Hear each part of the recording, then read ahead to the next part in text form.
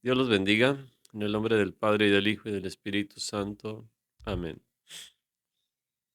Ven Espíritu Santo, llena los corazones de tus fieles y enciende en ellos el fuego de tu amor. Envía, Señor, tu Espíritu, y todo será creado y se renovará la faz de la tierra. Oh Dios, que has iluminado los corazones de tus fieles con la luz del Espíritu Santo, haz que sintamos rectamente según el mismo Espíritu y que gocemos siempre de sus divinos consuelos. Por Jesucristo nuestro Señor. Amén. En el nombre del Padre y del Hijo y del Espíritu Santo. Amén. Meditamos el Evangelio de San Marcos, capítulo 6, versículos 1 al 6. Salió de allí y vino a su patria y sus discípulos le siguen. Cuando llegó el sábado se puso a enseñar en la sinagoga. La multitud al oírle quedaba maravillada y decía, ¿de dónde le viene esto? ¿Y qué sabiduría es esta que le ha sido dada? Y esos milagros hechos por sus manos. ¿No es este el carpintero, el hijo de María y hermano de Santiago, José, Judas y Simón? ¿Y no están sus hermanas aquí entre nosotros? Y se escandalizaban a causa de él. Jesús les dijo, un profeta solo en su patria, entre sus parientes y en su casa, carece de prestigio, y no podía hacer allí ningún milagro, a excepción de unos pocos enfermos, a quienes curó imponiéndoles las manos. Y se maravilló de su falta de fe. Palabra del Señor. Gloria a ti, Señor Jesús. Bueno, nuevamente aparece en el Evangelio una referencia a los parientes de nuestro Señor Jesucristo. Se mencionan los hermanos y hermanas y como ya lo hemos mencionado en otro momento, no se puede deducir de esto a que sean hijos de María, porque el Evangelio no hay ningún texto donde afirme que son hijos de María. Y la palabra hermano o hermana en hebreo tiene un sentido que abarca incluso la relación entre un tío y un sobrino, ¿verdad? Son hermanos. Y también los primos, que incluso nosotros decimos primos hermanos, ¿verdad? Pero bueno, entonces es un concepto amplio. Y vemos ahora que el Señor con los discípulos que le siguen llega a su patria, Nazaret, su tierra. eh, Y el sábado nuevamente está enseñando en la sinagoga, como en el capítulo 1 lo vemos enseñando en Cafarnaún, en la sinagoga también, ahora en la sinagoga de Nazaret. La enseñanza del Señor produce también admiración, pero la multitud quedaba maravillada. Y entonces se hacen preguntas. Ellos han conocido a Jesús. Recuerden ustedes que en los evangelios casi no se cuenta mucho de la infancia de nuestro Señor Jesucristo, la vida oculta, decimos, ¿verdad? Toda esa vida en Nazaret, toda su infancia hasta los 30 años, que cuando es aproximadamente, según enseña San Lucas, la edad en la que Jesús comienza su predicación. Entonces, salvo pequeñas referencias que encontramos en el Evangelio de San Lucas de la infancia de Jesús, por ejemplo, cuando es llevado presentado al templo a los 40 días o cuando a los 12 años van al templo también, a las festividades y se queda ahí en el templo. Casi no encontramos narraciones que nos digan qué hacía Jesús en ese tiempo, todo ese tiempo donde él va creciendo, donde se va fortaleciendo, donde se va manifestando su gracia. Entonces, suponemos nosotros que la vida de Jesús es una vida totalmente normal, una vida sencilla, una vida de trabajo, una vida de oración, una vida de familia, una vida de silencio también. El Señor se está preparando para su misión pública, pero también la redención se va realizando en el día a día, en ese trabajo sencillo, ¿verdad? En el trabajar fatigosamente, que aquí en este evangelio pues se menciona un poquito la forma como la gente le llama a Jesús, ¿verdad? No, Curiosamente aquí no le llaman por su nombre, ¿no? Sino que dicen, ¿no es este el carpintero? O también el hijo de María. Y ya luego se mencionan los hermanos, ¿verdad? Santiago, José, Judas y Simón, ¿verdad? Que son, creemos nosotros, son parientes.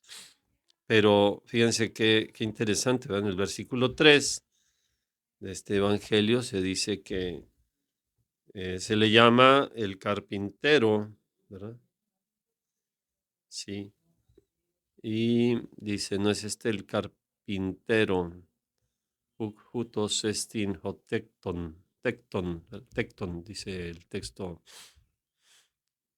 griego, este, que se puede traducir como carpintero, también como trabajador, como obrero. eh, tiene pues una variante de significados.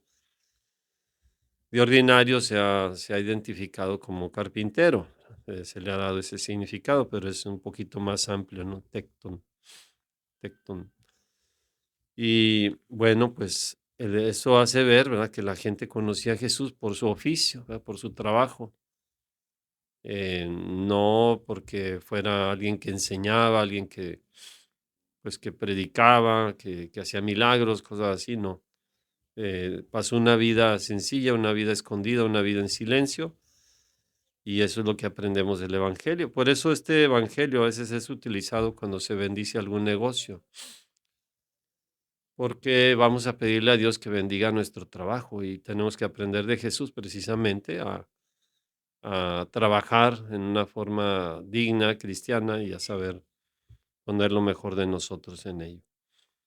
Entonces, bueno, aquí la gente de su tierra está sorprendida, se cuestiona, ¿verdad? Por qué esos milagros que él realiza, por esa sabiduría, dicen, ¿de dónde le viene esto? Y pues, ¿y cómo, verdad? Y esos milagros que se dicen, ¿de dónde, no? Sí, que no es del carpintero, ¿no? Como decir el albañil, el herrero, el soldador, el fontanero, no sé, cualquier oficio sencillo, ¿verdad? Que hubiera, así identifican a Jesús. Y entonces dicen, bueno, ¿y dónde estudió ¿Dónde aprendió? ¿De dónde le viene toda esa sabiduría? ¿De dónde? ¿Con dónde ha comenzado esto? Entonces están dudosos, ¿no? Y también lo otro, o sea, pues la familia, los parientes, ¿verdad? No es el hijo de María, o sea, como alguien ahí de la aldea, de la comunidad, ¿verdad? Que es conocido, y como uno más entre ellos, ¿verdad? Precisamente, no como alguien un poquito especial. Entonces, bueno, pues así están, ¿verdad? Dice que se escandalizaban a causa de él. Entonces Jesús le dice: un profeta solo en su patria, entre sus parientes y en su casa, carece de prestigio. O sea, es frecuente esto en los propios familiares, a veces no terminan de creerle, o a veces los que conviven más con una persona, ¿no? Cuando iban a canonizar a Santa Teresita, se dice que alguna religiosa decía, cuando iban a iniciar el proceso, bueno, ¿y esta hermana qué? O sea, pues la hemos conocido y no le veía alguna cosa así como sorprendente, como fuera de lo común, ¿no? Y convivió con una santa y no se daba cuenta que era una santa. Bueno, entonces Jesús pues se queda extrañado un poquito de esto, ¿verdad? De esta falta de fe. Y dice aquí en el versículo 5, no podía hacer allí ningún milagro, a excepción de unos pocos enfermos a quienes curó, imponiéndoles las manos. Entonces, versículo 5, ¿verdad? Dice, podía, no podía allí hacer ningún milagro, sino unos pocos enfermos que les impuso, les curó imponiéndoles las manos. Entonces, esto nos llama mucho la atención, ¿verdad? Que no podía. No es que el Señor no pueda, ¿verdad? Lo que pasa es que cuando no hay fe, el Señor, le cerramos un poquito el acceso, le cerramos la posibilidad de hacer maravillas en nuestra vida. Entonces, por eso el evangelista dice, no podía hacer allí ningún milagro, salvo algunos enfermos que sanó, imponiéndole las manos. Y luego lo reafirma al final de este texto, ¿verdad? En el versículo 6 dice, se maravilló de su falta de fe. Se maravilló. Estaba admirado de la incredulidad de ellos, o la apistían, se dice aquí, ¿verdad? Apistían. Es falta de fe, carencia de fe. Em,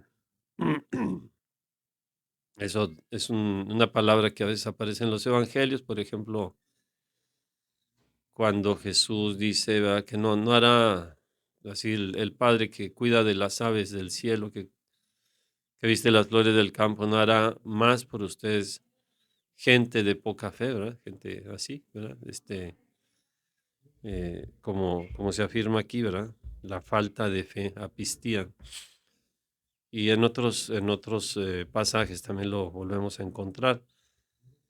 Entonces, bueno, el Evangelio, ¿verdad?, nos hace ver una vez más, ¿verdad?, pues que a veces, ¿verdad?, los más cercanos al Señor o a las cosas de Dios pueden cerrarse y no permitir que el Señor haga, pues, grandes cosas, ¿no?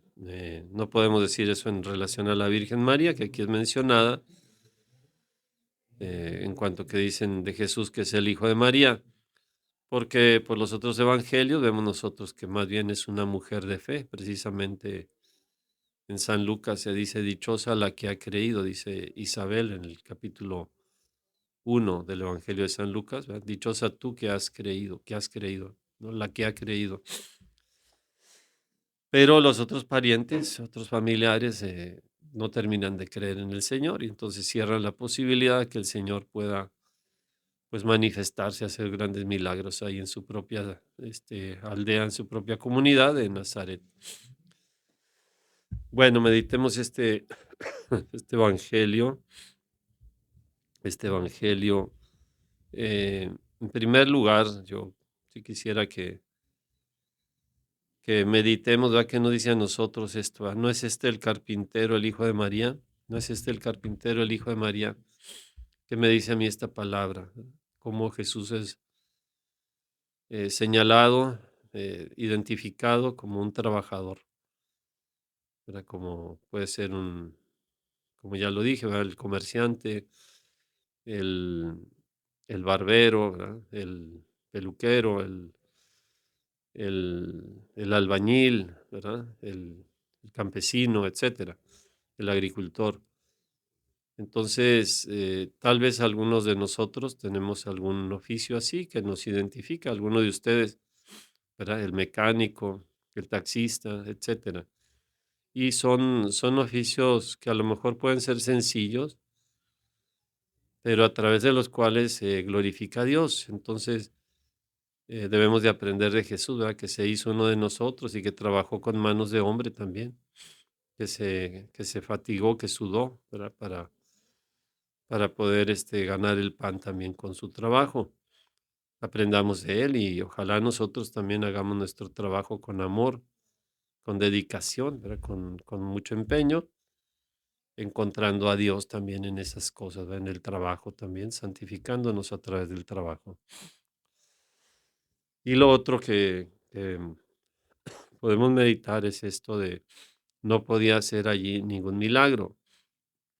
Se admiraba de su falta de fe. Entonces, meditemos, ¿verdad? Tal vez nosotros a veces nos falta también más fe, nos falta más confianza. Hemos ido viendo en el Evangelio ejemplos de fe, ¿verdad? La mujer que tenía flujo de sangre, Jairo, que se le muere su hija, ¿verdad?, etcétera.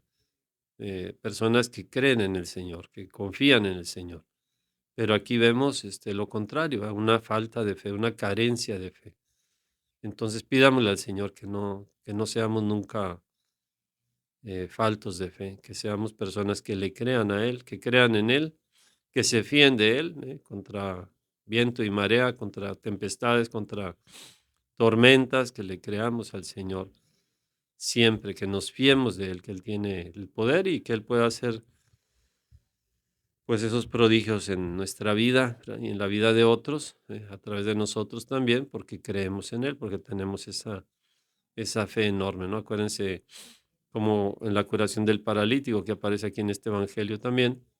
El Señor vio la fe de aquellos que llevaban al paralítico también en la camilla. Viendo el Señor la fe de ellos, ¿verdad? Dijo al paralítico, hijo, tus pecados están perdonados. Entonces pidámosle al Señor que nos aumente la fe.